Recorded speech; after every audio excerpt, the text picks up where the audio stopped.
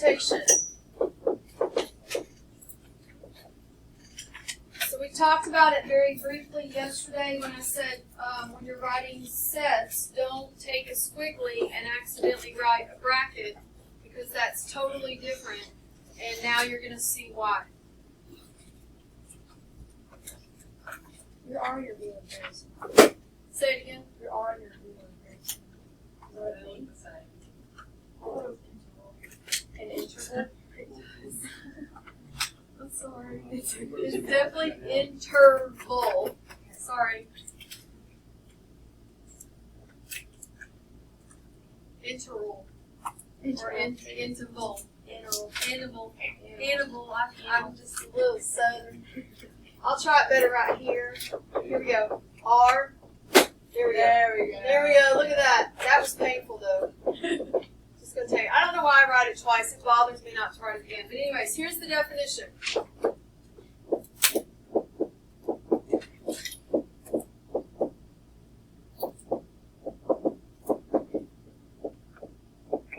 Did it again.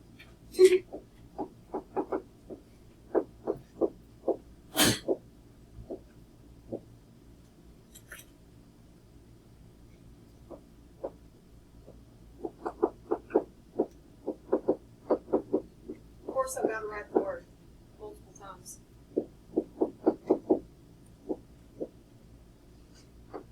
This is the abbreviation for without. For me.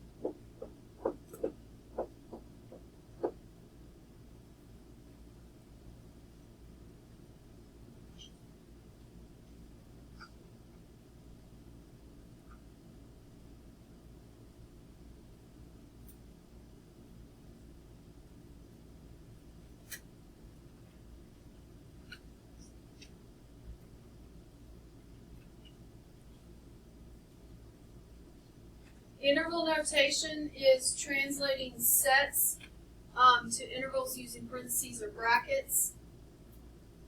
If an interval extends without any bound, then you would use the infinity symbol. Infinity is not a number, it is a direction.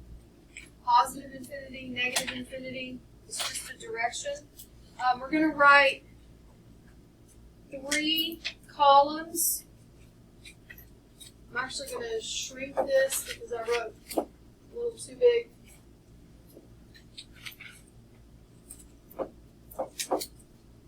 Our 3 columns are going to be the set notation, the interval notation,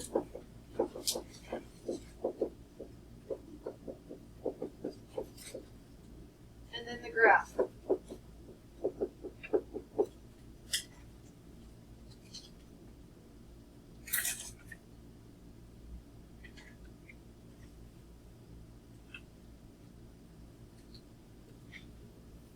Alright, so now you're going to see the difference between set notation and interval notation and what it looks like in terms of the graph. So here's an example.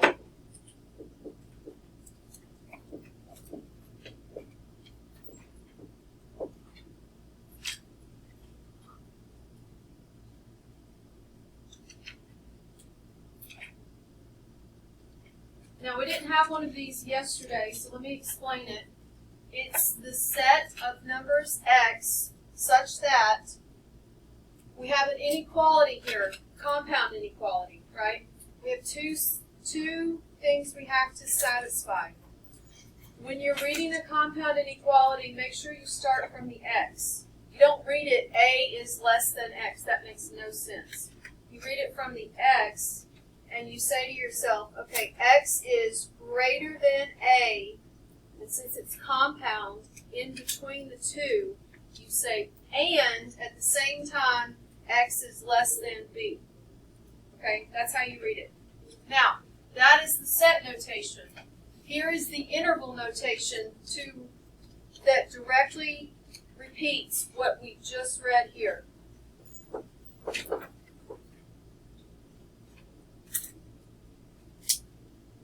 Now, when you look at it, you're probably going to think that looks like a coordinate point.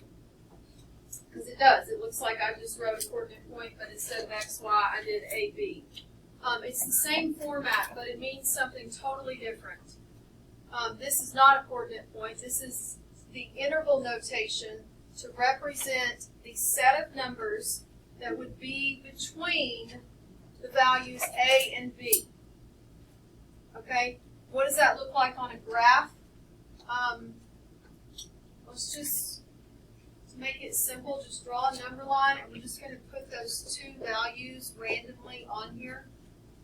We do know a is smaller than b because of the way it's written. There's two ways to draw it on your graph. One way is the good old-fashioned open circle, when it's a less than or greater than sign. If it had an or equal to, it would be a closed circle.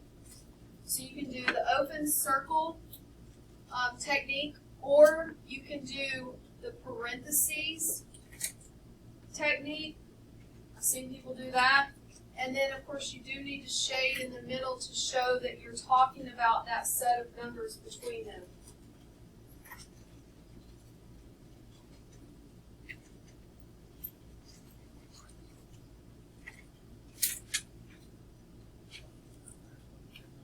So open circle or the actual parentheses or brackets that you would have from the interval. It doesn't matter, whichever one. Let me show it to you. We're going to repeat the exact same thing, but this time we're going to put or equal to lines.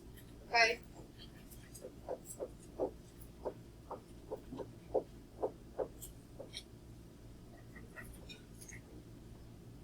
So same exact thing, but the or equal to.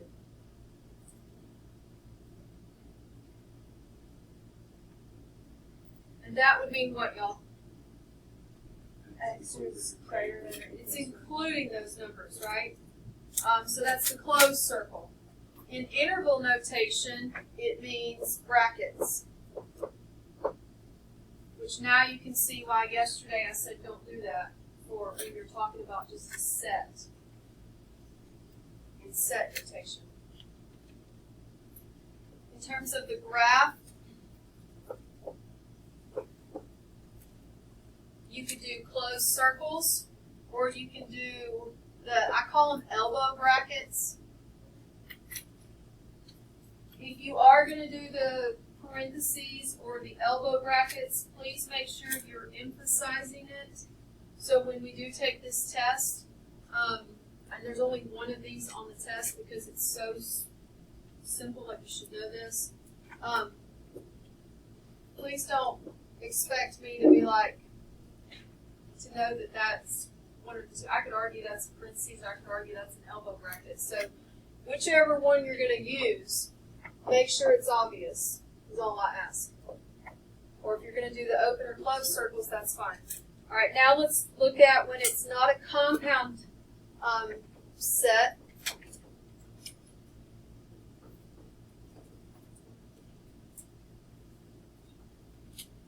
So this is similar to what we had yesterday. It's the set of all numbers x such that x is greater than a. You've got to visualize in your head, okay, so it's greater than a. So a is where it's starting and then it's counting up, right? Or counting to the right. So if we were talking about boundaries, is this a closed set or an open set? Boundless. It's open, right? Because it's going to just keep going. In what direction? To the right, positive infinity. Correct? It's saying greater than. So here's what it would look like in terms of interval notation. Is there a line here for or equal to? No, which means parentheses, right? And a is your lowest value, and it's going to infinity and beyond. Sorry. I do that a lot. It's just like it's like a natural habit. Yeah. Now, I am nitpicky on parentheses after the infinity, because can you reach infinity? Nope. Can't touch this. Nope. Are y'all already past that? MC Hammer? Yeah, cute. Yeah. We know it. Right, what are we talking Better about? dance to it. It's parachute pants. You're coming back. Don't put a bracket on the infinity because you can't actually get to infinity, okay? Now, in terms of the graph, here's what it would look like. A is your lowest value. It is open, so you can, I'm going to now do the circles to give you an idea. You can draw a dramatic open circle with shade.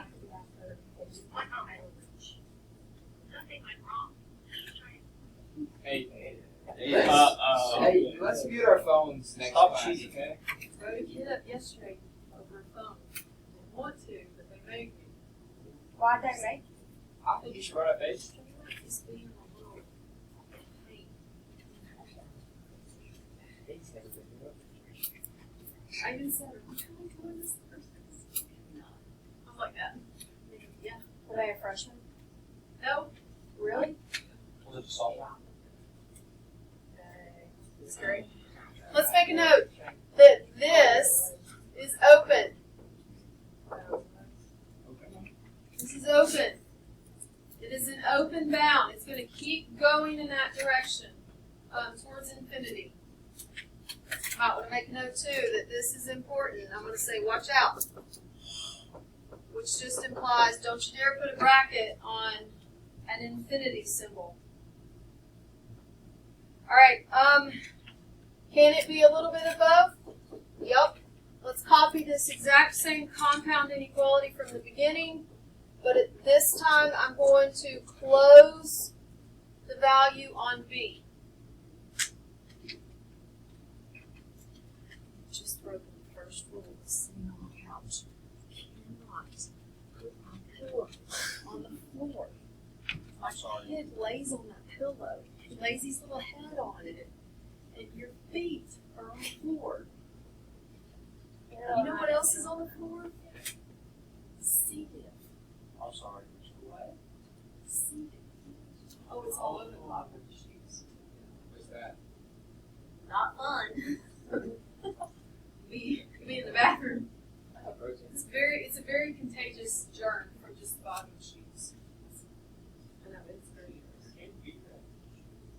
I don't know if feet had it, but like bottom of shoes, yeah. So bottom of shoes. Pillow never goes on the floor. Yes, Sorry. You didn't know. I didn't know. You didn't know. All right. So we're going to take this interval. We're going to translate it to interval notation. It's as simple as saying, okay, we're going from A to B. We need parentheses on A. We need a bracket on B. Looks weird, but that is the way you do it.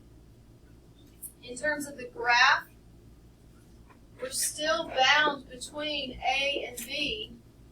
You can either do the open and closed circle, or you can do a parentheses and then a clear bracket, and then we're shading in the middle.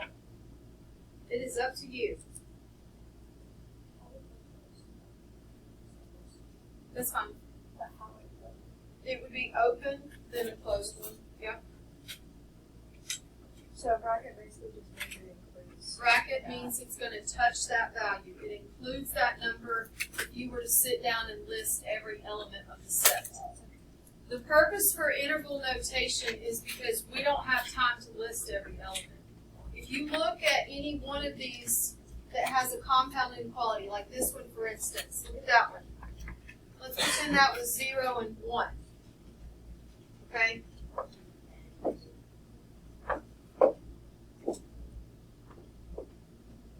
What's halfway? 0.5. Let's go with fractions. You'll see why. They're easier. What's halfway to half? 1/4. What's halfway to that? 4 Whoops, sorry. What's halfway to that? 16. What's halfway to that? 1/32. See where this is going. What's halfway to that? 1/64. Can we keep going? Yes. Yes. If I keep saying what's halfway to that, there's always an answer, right? Yeah. Can I plot it? At a certain point, when I'm trying to plot it, I'm not going to be moving anymore, right? Right. So physically, I can't plot the answer that you could still continue to give me. That's the concept of infinite numbers. Even between even 0 and 1, your mind thinks, oh, that's just the numbers between 0 and 1. There's infinitely many numbers between 0 and 1. Which is why, where is it? Which is why we have set notation and interval notation to represent those numbers that we don't have time to sit down and write. Okay? Last one. We're going to use this quite a bit. And if you need to stand up to be able to see over the person in front of you, you can. It is the set of numbers x such that x is an element of the real numbers, which means it's every real number. So it's from negative infinity to positive infinity. You're used to writing it like this. Is that wrong? No, that's not wrong. That's It's what kind you're of like used you're to writing it. progress a different Now way. I would like you to start writing it as both, to know that it's both. And in terms of the graph itself, it's literally the whole thing. Both directions would be shaded to show that you can keep going.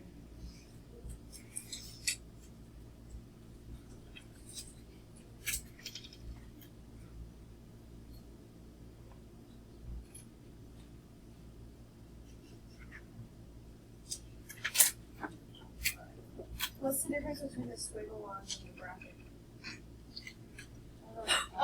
Wait, these squiggle lines Yes. and these brackets? Yes. Okay, the squiggle line is specifically set. It's just a formality, it means it's set notation.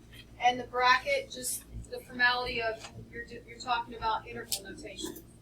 In terms of what they represent, we just showed there's 3 different ways to represent. Kind of helps to come with the graph first. This graph here can be written like this or like this. So they have the same meaning.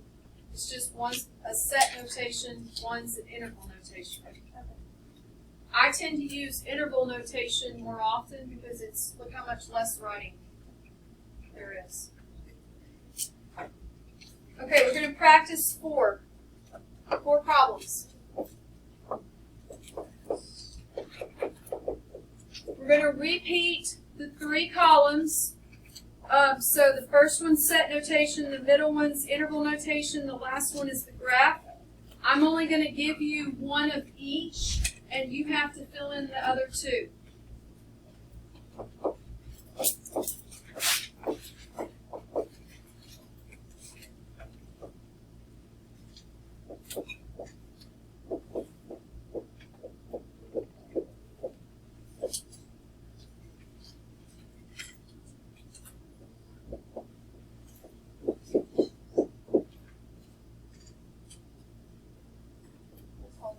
Yes. Do you have tissues colored that are like on the desk?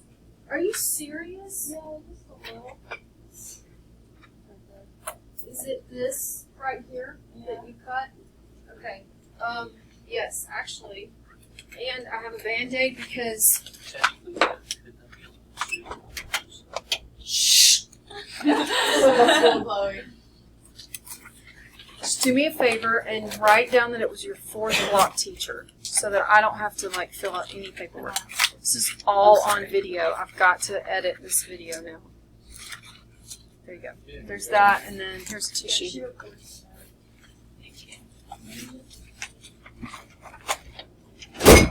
And then let me give you some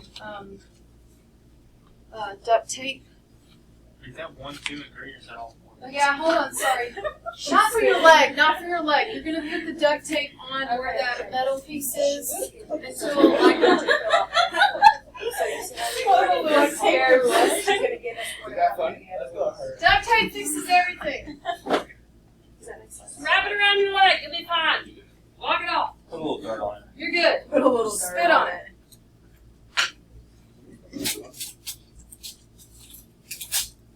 you'll, I'll do it. Yep. Not that that's still not, it's just, now maybe it won't cut. It's still, you know, right? All right. Okay, so alright, so this is number 1. I need you to write the interval notation and draw the graph. This is number 2. I need you to fill in the set notation and draw the graph. This is number 3.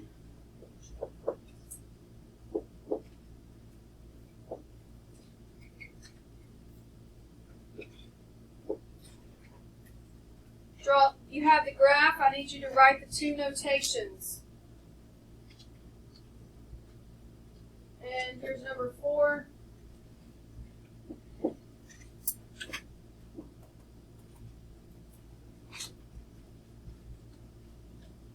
Write the 2 notations. Look at the work that from our notes.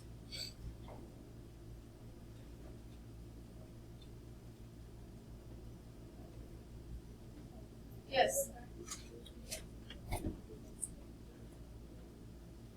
They always face enclosed.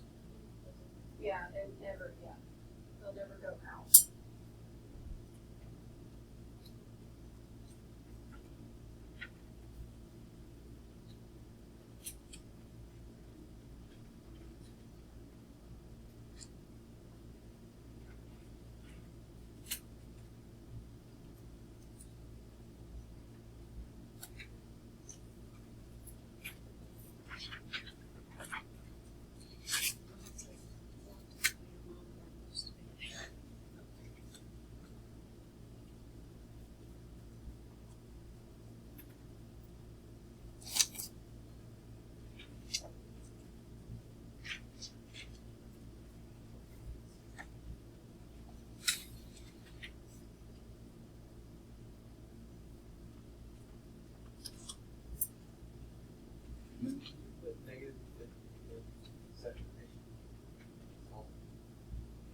No.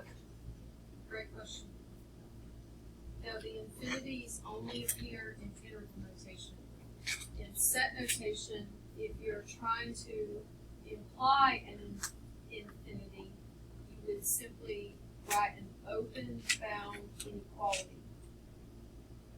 So you would say like it's either greater than a number, which implies it's going to positive infinity, or you would say it's less than a number, which implies it's going to negative infinity. Okay. He asked if infinity would ever be in set notation, and the answer is no. You'll never put an infinity symbol in there. You would simply do a singular inequality to say it's higher than a number or less than a number, which would take care of the infinities.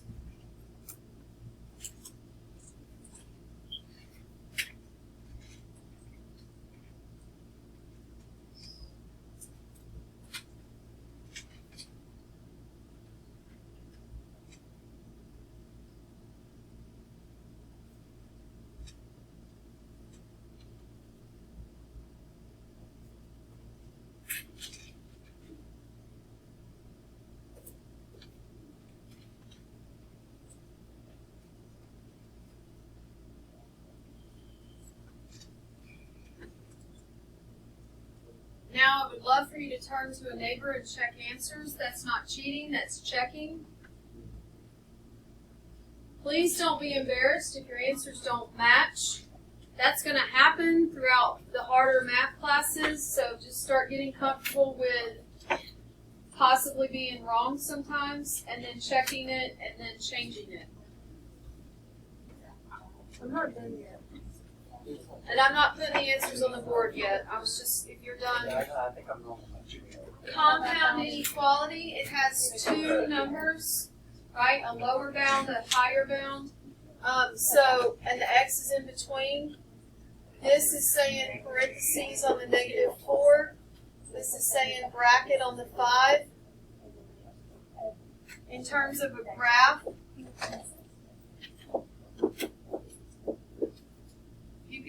open circle, I'll do it above it so you can see, and a closed circle, or you can do parentheses and bracket, either one.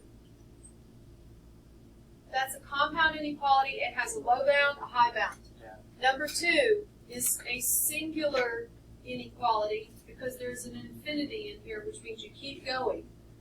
So it's easier to read it in this case, like to look at it and say to yourself, okay, so I'm coming from negative infinity and I'm stopping at 1.7 and I am going to include 1.7. Does that make sense? So sometimes it's helpful to do the graph before you write the set. I'm coming from negative infinity and I'm stopping at 1.7 and I'm touching it. So either closed circle or bracket. And the bracket would be just like that one right there on the 5. Does that make sense? That's a singular inequality. It's boundless. It's open because it keeps going, right? Like the little, like I'm dancing. And then to translate that to set notation, there was a really good question from a couple of people. Do I write the number? Can I write the number first and then just say, the inequality x? Cannot do that since it's a singular inequality because it's saying at 1.7, we're touching it, but we're counting less than. You would say x is less than or equal to, is it positive? 1.7. And that encompasses counting less than or equal to 1.7. Why is it not like a negative? X will never be negative in your inequalities. Yeah, it'll never be negative. Yeah, show me your phone screen. I don't have it on my phone. I have it on my phone. I have the scanner thing if you need it. I don't want to get like trapped. I don't trust it. It's like videos, like when you come shower. I'm not going. You're good. You're And fine. then You if don't they have just to. discover But the that landing change. page on your Chrome, I think, That goes straight to 5-star, and you can log in Everybody in and the pull school. I had maps. to do it once because Have you done it already? Because if not, it's going to make you answer click the box that is the buses, like over and over and over and over to make sure you're not a The robot. automated yeah, I messed robot up that the system. first time. It took one of my other kids like 10 minutes. By that point, a friend was doing it, and she just went Well, I on had that. bridges and like everything was bridges. All right, number 3. We have, this is our graph. It is bounded, low bound, high bound, so it's compound, not trying to rhyme. So that one's closed, and that one's open.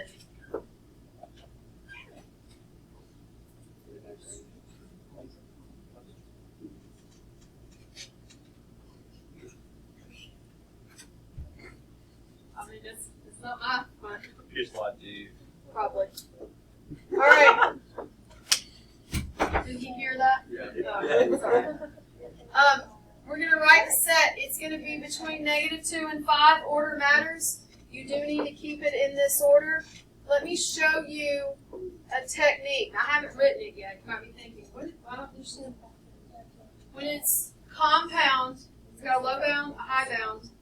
A lot of people get confused on how to face the inequality signs. They should face like this every time.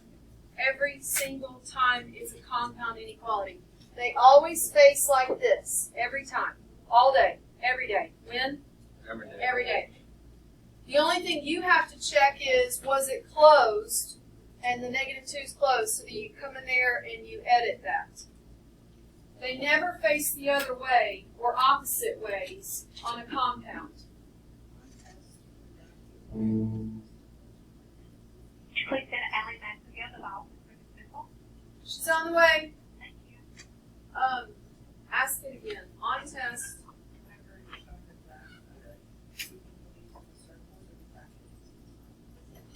I think I use a mix of both, from what I remember. But also, I think there's only one of these on there. One from like read the graph, write it. You do use this throughout, but in terms of reading it, I think there's only one. But whatever I do, I promise there's no confusion what I'm trying to write. Like, you'll know it's a parentheses, because it'll look like a C, and you'll know it's a bracket. You can fast forward the video to 30 minutes, and then you'll have the rest of the minutes. Okay? Yeah, and then listen, and then on Google Classroom I'll say what to do as far as practice goes. Alright, number 4. So this one was tricky. It is running in a certain direction. This is positive infinity. So the low bound is 3, the high bound is infinity. 3 is a parentheses. You cannot touch infinity. Now, if you had written that in the reverse order, it would be wrong. Okay, just make sure. Always read it like a book from left to right, and then that way you'll never reverse the order. And then as far as a set goes, this is saying you're going to count from 3 on, but 3 is parentheses. So you're saying x is greater than 3. X is greater.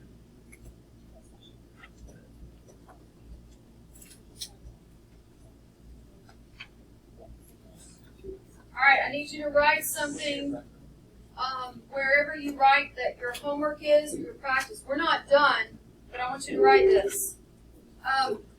iExcel, we no longer have a site license for iExcel. However, there's a way around it, and that is you get 14 free questions every day. So we're going to take advantage of that. Yes.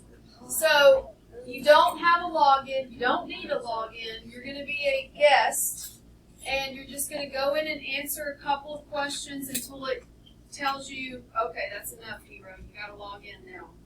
That's going to be your homework, okay? How do you know if we do it? I don't.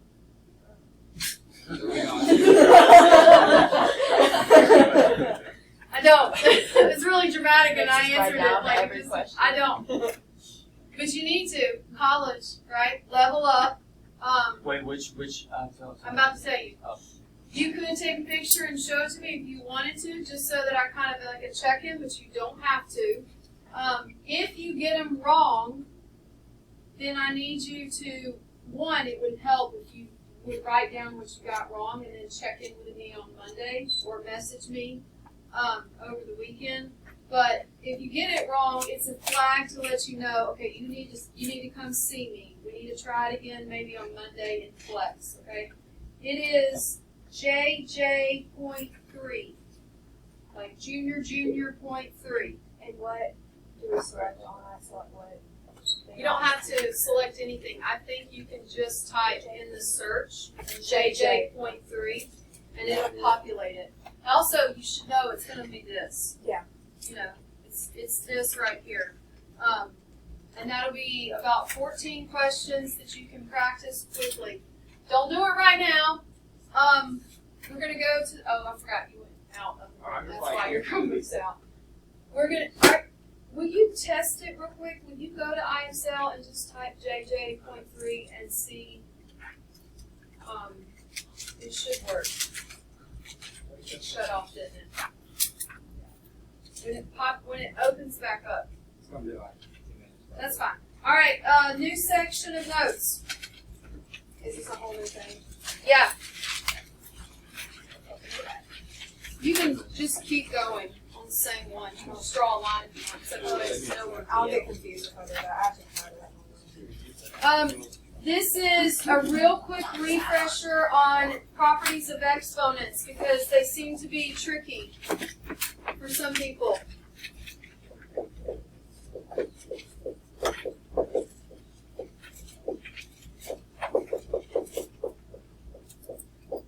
Let me go back and write this because I just remembered she checked out. So this is homework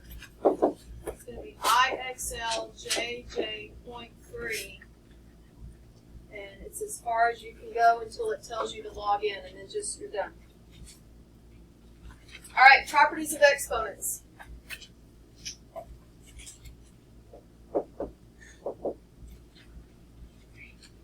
So we're going to start very simple, just as a real quick refresher before I throw the challenging ones at you. 7 to the third power means 7 times 7 times 7, right? Yes. The base is 7, and the exponent is 3. Now that you should know.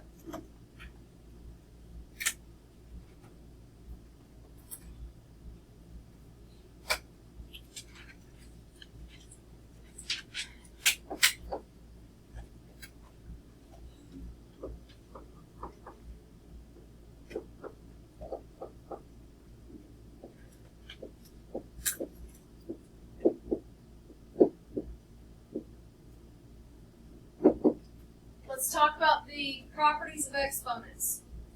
For any numbers a and b, as long as they're not 0, it can be any number, and any number m and n that comes from the integer family, so that's how you read this. For any number a and b, as long as it's not the number 0, and any number m and n, as long as it's integers, little e element of, or in the family.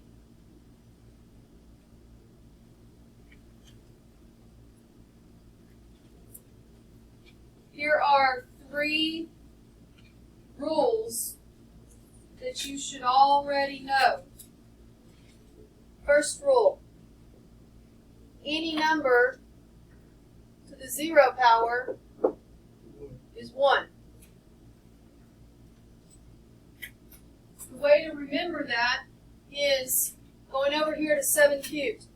This translates to write 7 3 times.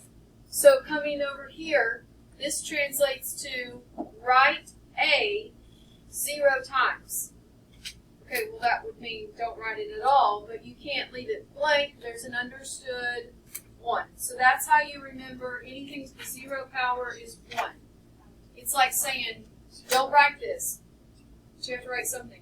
So there's a 1. There's an understood 1. Also, you can type it in your calculator. Anything to the 0 power, it'll say 1. Okay, here's the next one. If we have a number raised to a negative power, the negative doesn't have a value to it at all. It just means take the base and the exponent, move it to the opposite position, and drop the negative because you've just moved it. So in this case, since this is understood to be over 1, the base and the power would move to the bottom of the fraction. You drop the negative because you've just moved it. The negative is saying, hey, move this. And of course, in this particular example, that would mean there's nothing on top, which means there's an understood 1 on top. So it's negative. So, for example, if this throws you off because of all of the generic with the letters, you can come over here and say, for example, A did A. You could say x to the negative 2. That would mean take x squared and put it in the bottom of a fraction and drop the negative. If this had been an 11 here, then this 11 would be in the top of the fraction. You only move what it's attached to. If there had been parentheses around the 11x, then I would have to erase this and move the 11 to the bottom and put the parentheses around it. So it's whatever it's attached to. Okay, what if you have a negative negative exponent in a fraction with another negative exponent. Yeah, it's just two movements now. You can do them at the same time, or you could go in there and move one at a time. So a to the m power would go down, and b to the n power would go up, right? Don't fall asleep over there. Yes, ma'am. Thank you. You might want to make a note to yourself, if you're rusty on this whole negative thing, make a note. The negative exponent, I'm abbreviating exponent, exp, has no value. It means move the base and the exponent to the opposite position.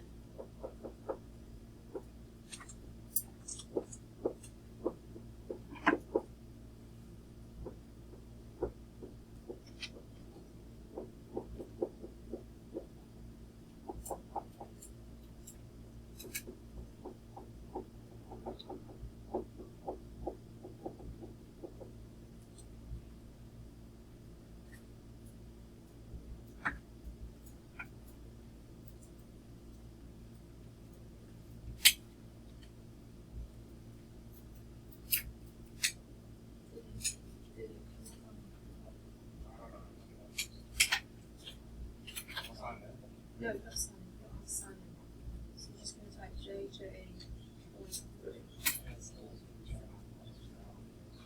I've heard worse words.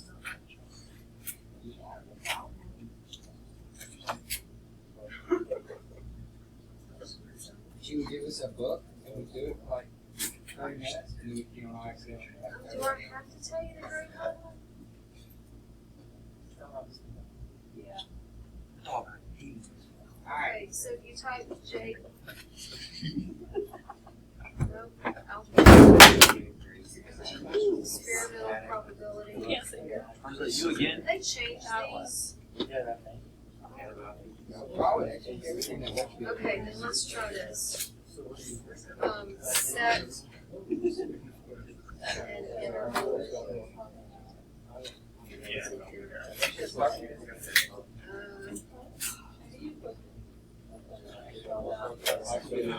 There's interval notation. Set builder, set subs.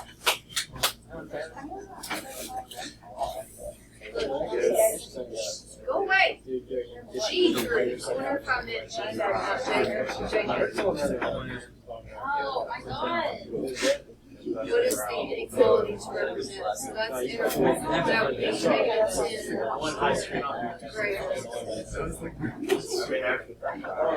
think it's going to do one set. But that might not be a bad idea. Negative 4.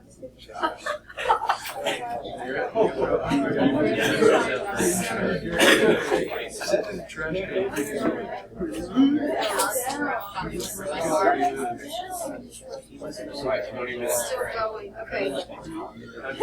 Hey, they must have changed the IXL shortcut.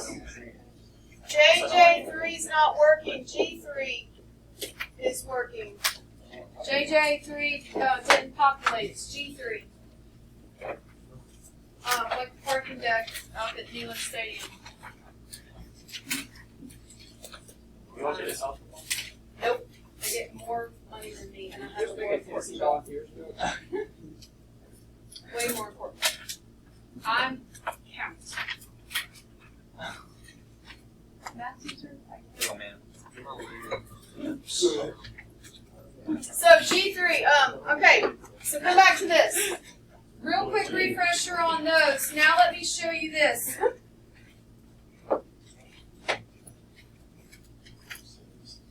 you show us now?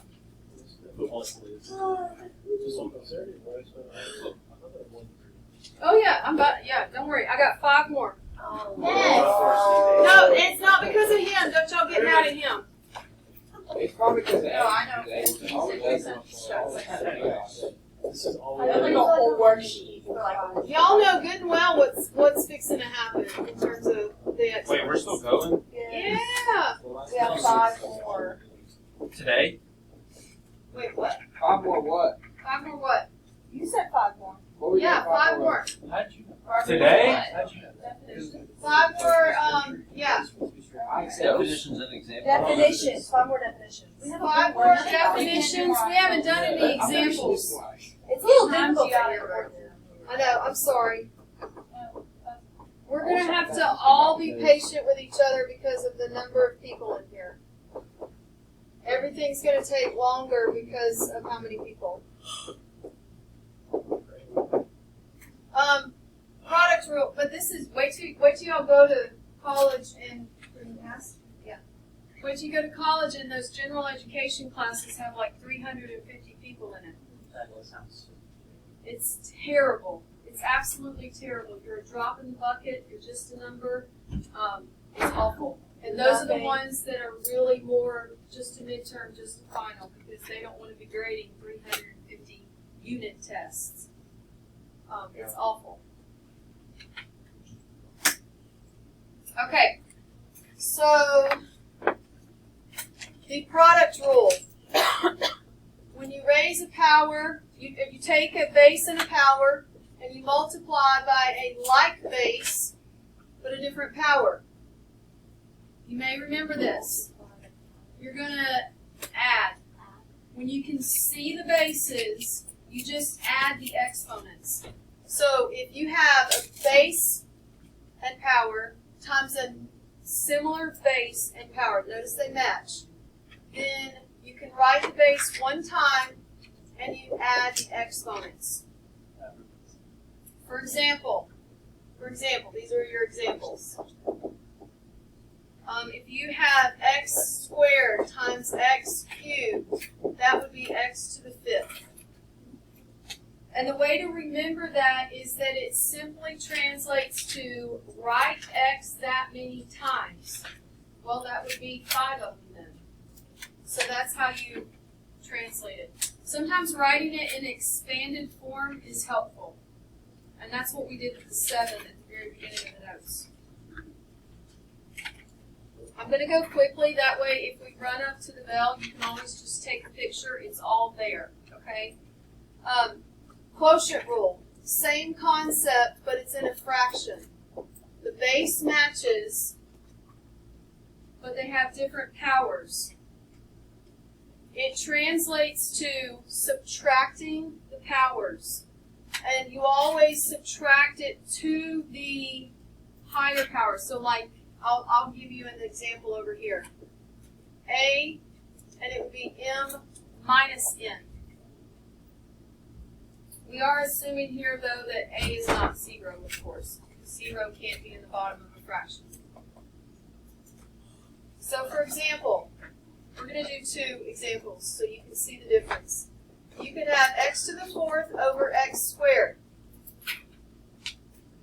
Well, your mind already sees that they're like terms in terms of, they both have x as the base.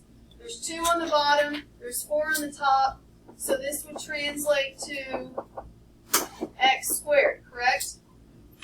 Okay, I'm going to draw a dotted line to say, what if it was switched? It goes to the bottom. It goes to the higher power. Okay? So if it were switched, this would be a 1 on top. On the bottom would become x to the 4th minus 2. And I've run out of room. I'm going to try my best. X squared. I've really run out of room right there. It's the same thing. It's just a matter of where was the higher power. Because that's the direction it subtracts to. Okay? Does that make sense? You've done this. I promise you've done this. That's the prereq to get in here.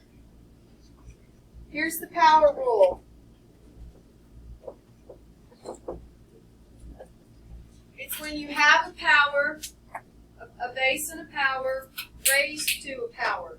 There's a difference here, and the difference is that you multiply them. I'm going to show you how I remember this. compared to the first rule. What does parentheses mean? Multiply. You see how close they are? That's how I remember they multiply. And I always tell myself up here, I would add them because I have two bases. It takes 2 strokes of my pencil to write a plus sign. Okay? I always say to myself, this is multiply. So for example, x squared to the 5th power would be x to the 10th. Alright, I'm going to write the last 2.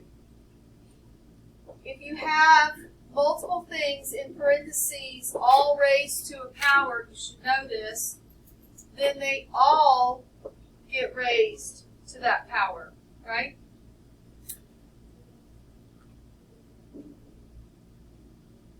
For instance, if I said xy quantity squared, that would mean x squared y squared. Because that's xy times xy, which would be x squared y squared. Does that make sense? Last one, and then I'll tell you where your homework is. It's not IXL on this one. It could be, I know that's on there. If you wanted, you could search it on another day, and you could practice some. If you have a fraction raised to a common power, it means everything in the fraction will be raised to that power. So it's the same concept as right here. It's just, oh, what if it's a fraction? Oh, it doesn't matter. It still goes to the power. So, for instance, if you had x over y squared, that's x squared over y squared.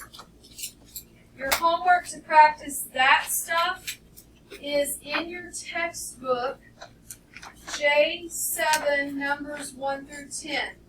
I say 1 through 10, there's only 10 problems. You don't have to write 1 through 10. But it's just-in-time review, number 7. 7. You're using an e-text.